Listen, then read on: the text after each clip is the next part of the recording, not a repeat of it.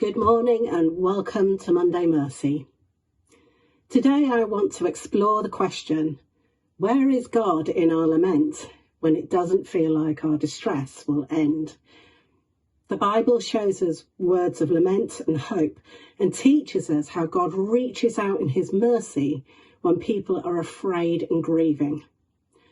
Jesus prayed and cried out Psalm 22 verse 1 from the cross. And we can take comfort from these words, which we can embrace as our own too. My God, why have you forsaken me? For those deep in lament, these words of Jesus and the psalmist can feel like our words too.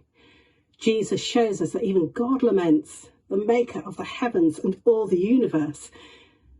And since we are made in God's image, it's understandable for us to lament too. Later in the same psalm, it says this in verse 24, "For he has not despised or scorned the suffering of the afflicted one. He has not hidden his face from him, but has listened to his cry for help." As God the Father heard God the Son's cry for help, so the Father listens to our cry too. We can take heart.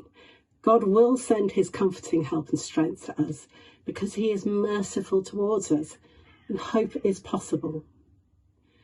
Only in expressing his heartfelt pain could the author of Lamentations write in chapter 3, verse 22, "Because of the Lord's great love, we are not consumed, for his compassions never fail.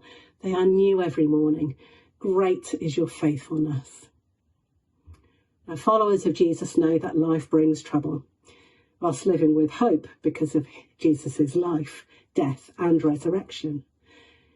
In seeing how Jesus called out from the cross during his own suffering, it helps us to know that we too can come to God with honesty about our suffering. These are important truths for us to understand.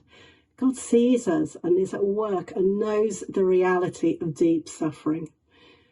And the wonder of scriptures like Lamentations and Psalms is that they show an example of how we can honestly express our deepest fears and questions so that God can hear.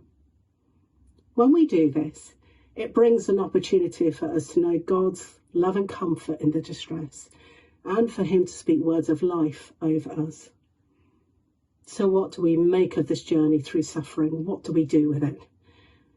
Well, one thing that we can do is to acknowledge it in the church. Dignify people in their pain. Don't ignore it. Take people's laments seriously, whether these come from fresh wounds or from long buried pain and grief. Another thing we can do is bring them to the healer. God does not leave us alone in our distress. This is his promise spoken by Jesus. Blessed are those who mourn, for they shall be comforted. And thirdly, let us find ways to be honest in the reality of suffering and to dignify it by deep listening. As church, we get to help one another and others to draw near to Jesus, especially those who are weary. There is an honouring of people when we see their pain and bear witness to it. And there is a precious ministry of presence. And we follow a God of all hope. So we as church have our part to play to show that God the Almighty does have an answer for those who lament. Let's reach out, enter into the isolation of another person so that they know they are not alone.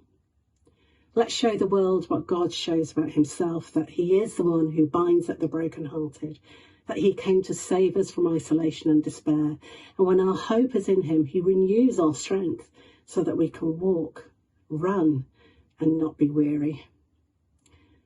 Let's keep pointing others to God, to his love and the deep, powerful transformation that he brings to us. Let's point to his great faithfulness and the truth that those who mourn shall be comforted.